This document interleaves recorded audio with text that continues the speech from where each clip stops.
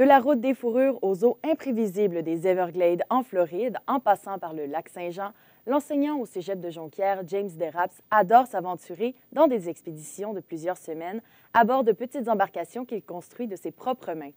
En compagnie d'Émeric Montminy, il nous fait part de sa passion et de ses histoires. On l'écoute. Monsieur Deraps, bonjour. Bonjour, Émeric. Ça va bien? Oui, très, très bien. Monsieur Deraps, je voulais savoir tout d'abord, comment est née votre passion pour l'expédition en plein air? Bien, aussi loin que je me rappelle, j'ai débuté un petit peu au niveau du cégep. Donc, je m'occupais de ce qu'on appelle perspective voyage à l'origine. OK. Donc, c'est là que ça m'a initié un petit peu au plein air puis au voyage. Donc, je faisais voyager les étudiants à ton âge. Oh! Donc, un âge très jeune. Oui, oui, pour moi, c'est du passé, là. Donc, ça a été quoi votre première expédition? La première expédition, c'était des expéditions d'hiver. Tu sais, au Saguenay-Lac-Saint-Jean, on aime bien se confronter à la nature. Ça fait que c'était de faire du camping d'hiver. Donc, une expédition entre amis, les fins de semaine, 3-4 jours.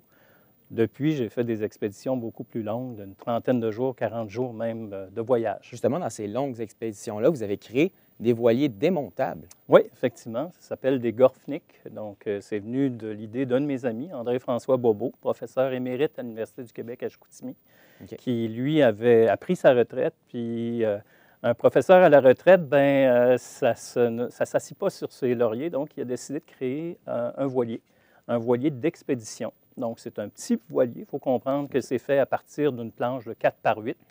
Et c'est un voilier qu'on peut coucher, manger. En fait, on peut faire toutes les activités de plein air, mais à la fois, c'est ton refuge, c'est ton abri. Donc, ça prend combien de temps construire un Gorfnik? Pour ma part, quand je suis parti, j'ai pris 16 jours pour le construire. C'est mon voilier qui s'appelle Good Enough. Donc, on comprend par là que les noms sont originaux. Là. On a choisi, entre autres, Gorfnik, parce que c'était un nom qui n'existe pas. Donc, c'est une pure invention d'André-François.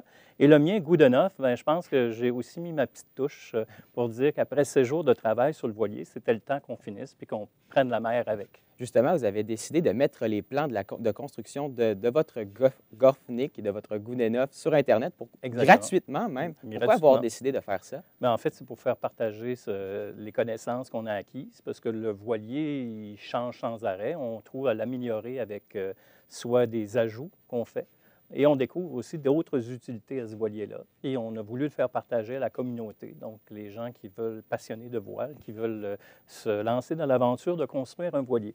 Donc, vous avez dit que vous avez fait des expéditions de plusieurs jours avec ce voilier-là. Vous êtes allé où exactement? En fait, on a été à Orlando pour faire la pratique. Donc, moi aussi, il fallait que je m'initie, malgré le fait que je suis des cours de voile depuis bien longtemps et que je fais de la voile, mais sur de gros voiliers, bien, le petit voilier nécessitait une pratique supplémentaire. Donc, on a été s'initier pendant 2 semaines sur les rivières, sur des rivières, parce que ce n'est pas un voilier pour prendre le large sur les océans, mais ça me fait très bien pour le lac Saint-Jean, comme exemple.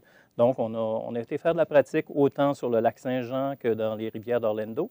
Et après ça, on a affronté ce qu'on appelle les Everglades. Donc, on est parti d'Everglades City et on a traversé jusqu'à Flamingo. Donc, ça, c'est une randonnée de 100 quelques kilomètres, mais en voilier, il faut faire des tacks. Okay. Donc, il faut aller à la vitesse du vent aussi. Et donc, les 100 km sont multipliés par 2. Et j'imagine justement d'être plusieurs jours en expédition comme ça, dans un tout petit voilier, ça doit être demandant physiquement. C'est pas tellement physique, c'est plutôt au niveau du mental. Donc, tu te ramasses seul des fois pendant de longues périodes et il faut que tu passes le temps. Mais écoute, j'ai bien des choses à me faire pardonner, ça fait que j'avais du temps pour moi. Et s'engager dans une telle expédition, est-ce que c'est dispendieux? C'est au contraire, parce que les voiliers, on les fait d'une façon économique. Construire un Gorfnik, c'est tout à peu près 300-400 $, de matériaux. La seule chose qui coûte cher sur un Gorfnik, c'est la voile. Donc, une bonne voile peut te coûter 300 $. Et justement, être tout seul dans un petit voilier, est-ce que justement, il y a des moments où on se sent un peu plus solitaire? Bien, il y a de quoi t'occuper, parce que les voiles, il faut que tu les ajustes au vent. Donc, au gré du vent, il faut que tu fasses des ajustements. C'est un voilier que tu manipules, c'est physique parce que tu as des cordes pour faire changer tout simplement ton côté. Si tu veux changer ta voile de côté, c'est fait avec des cordes. Donc, il faut sans arrêt les tenir parce que s'il y a un coup de vent qui passe, bien, tu peux tout simplement canter. Et faire ces expéditions-là, justement, avec tous ces défis-là, est-ce que ça peut être dangereux à un certain point? Il arrive des fois qu'il y a le danger est présent, mais le danger est présent dès que tu franchis la porte puis tu vas dans la nature. Est-ce que ça vous est déjà arrivé? Ça nous est arrivé à quelques reprises d'avoir des défis à surmonter. Donc, on était mal pris, soit que, je vais donner un exemple, dans les Everglades, dans un rapide, parce que les voiliers qu'on a, ce sont des voiliers qui n'ont pas un très grand tirant d'eau. OK. Donc, on peut passer à peu près n'importe où. Et ce qui est arrivé, c'est qu'il y avait un amoncellement de roches qui était devant moi, puis en pagayant pour essayer de passer par-dessus, j'ai cassé la pagaie. Mais quand tu casses ta pagaie au début du voyage, ça part mal. Ça part un peu mal. Il a fallu en sculpter une. On s'est trouvé des branches, puis on a réparé la pagaie comme telle, puis on a continué notre périple. Donc, des expéditions comme ça, il faut faire preuve d'initiative. Il faut surtout connaître et respecter la nature. Donc, il y a plein de ressources dans la nature. Il faut savoir les exploiter. Donc, si tu as besoin de faire du feu, il faut connaître les techniques pour faire du feu sans allumettes. Parce que n'oublie pas que la voile, tu es en contact avec de l'eau, puis tu peux te mouiller. Ça fait qu'effectivement, il faut savoir sécher son linge et bien sûr aussi faire sa bouffe, etc. etc. Et donc, rapidement, M. Desrapes, où pensez-vous aller pour vos prochaines expéditions?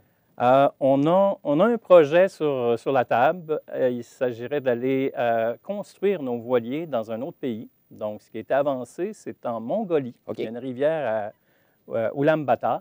OK. Donc, qui aboutit près de la ville d'Ulaanbaatar, mais il faut... Rapidement, M. Desrapes. Rapidement, il faut prendre un avion pour se rendre là et descendre. Merci beaucoup, M. Desrapes, d'avoir été là avec moi aujourd'hui. Ça fait plaisir. Merci.